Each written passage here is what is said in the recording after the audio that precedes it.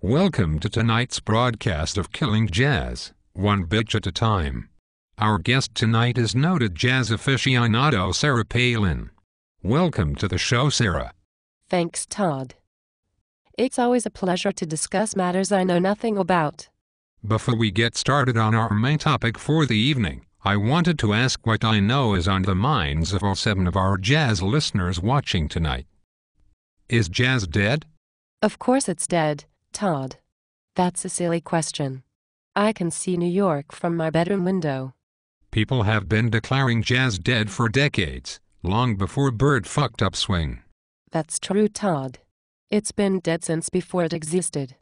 Jazz must be killed continuously so it can be reborn. And killed again. So it can be renewed. Let me see if I understand you correctly. Are you saying we have to destroy the village to save it? Exactly. Jazz must be destroyed every night in every reputable club and internet site across America. Fortunately, there is no shortage of aspiring jazz musicians committed to doing just this.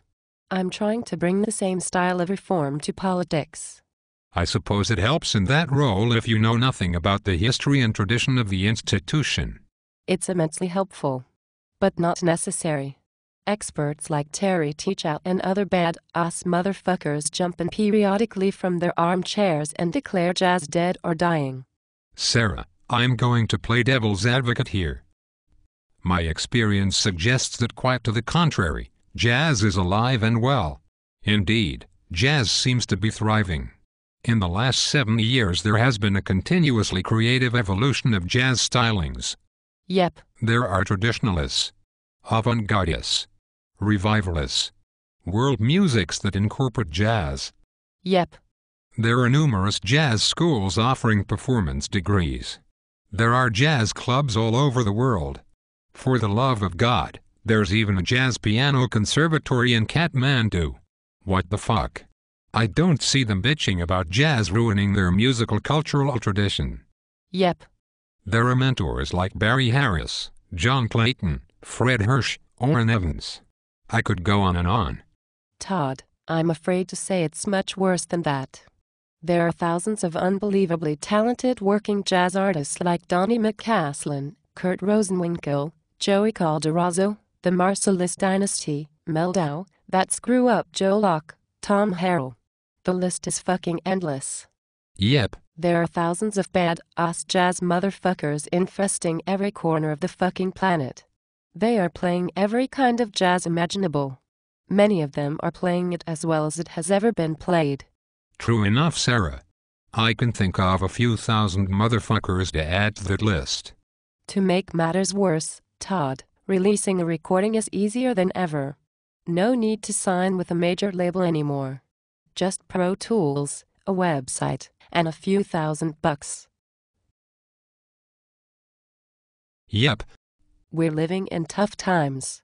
It's going to be almost impossible to exterminate jazz. There is more new-recorded material out there than at any moment in the history of the music. CDs, online file sharing, YouTube, artist share, whatever. Yep. I hate to say it, but there's even a new wave of young women entering jazz. Esperanza. Grace Kelly. Chelsea Barretts. This is a disturbing trend, suggesting that we'll be stuck with killing jazz for a long while to come. This obviously pisses off a lot of people who already know what jazz is supposed to be. It's supposed to be what it was. Sarah, that brings me to my next question. One of the traditions in jazz seems to be bitching about jazz. Particularly, bitching about innovation, which is the lifeblood of the art form. Or bitching about other jazz musicians' interpretation. Or just plain bitching. Todd, first, jazz musicians have a lot of time on their hands. This gives them a lot of time to bitch between gigs when they should be shitting. But that's not just specific to jazz. Look at healthcare. I'm really good at bitching about those motherfuckers in the Beltway, and I want to become one of those baddest motherfuckers in the worst way. I suppose I'm really a jazz musician at heart. Sarah, does jazz have to swing? Oh Todd, I knew you were going to ask that.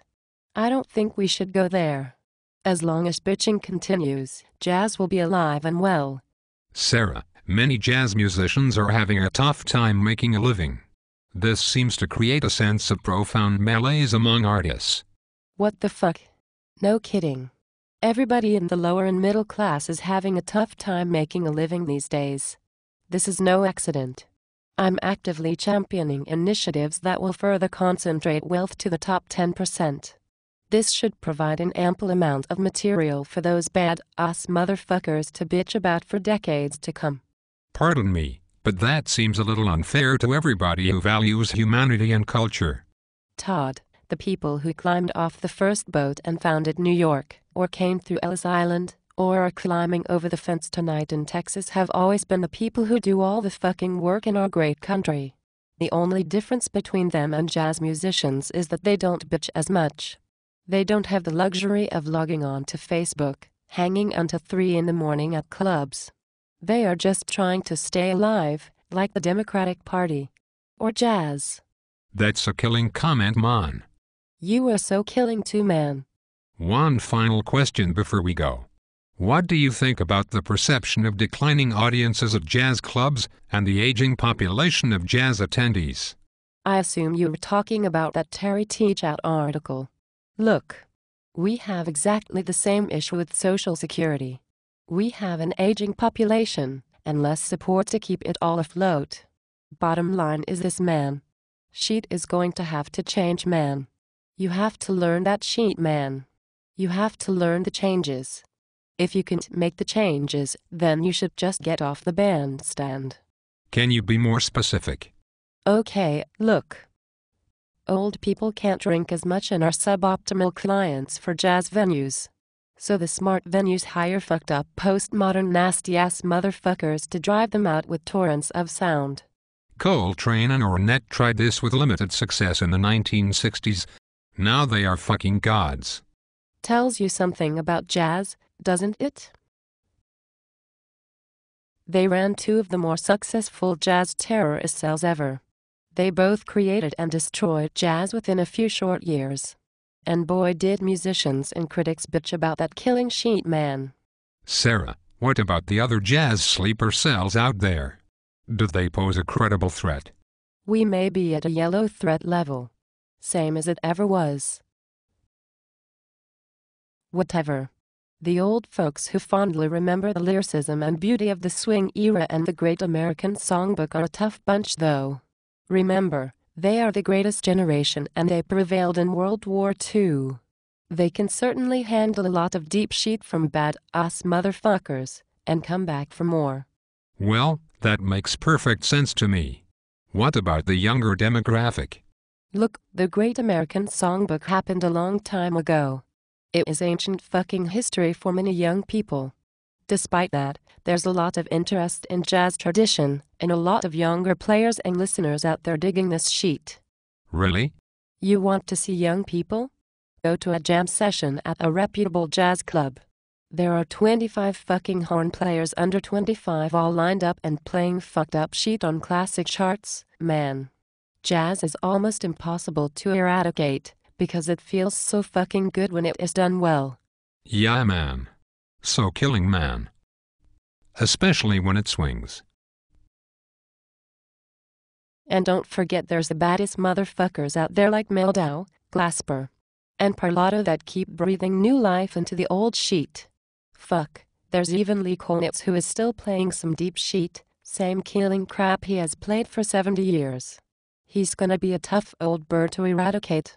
It's important to bitch about these individuals especially because of that. They play some of the fucking shit, man, that kids are digging. Sarah, any final thoughts you would like to leave with our viewers? Todd, first I'd like to thank everyone watching this program for helping to kill jazz. You jive-ass motherfuckers are sitting in bed watching this pompous-ass bullshit on YouTube or Facebook instead of actually attending a killing live jazz performance. You, my friend, are my ally in keeping jazz at bay. You are so killing, man. Each of you. So killing. Consider supporting me on my next gig. Thanks, Sarah. I hope you'll join me again next week for Killing Jazz, one bitch at a time.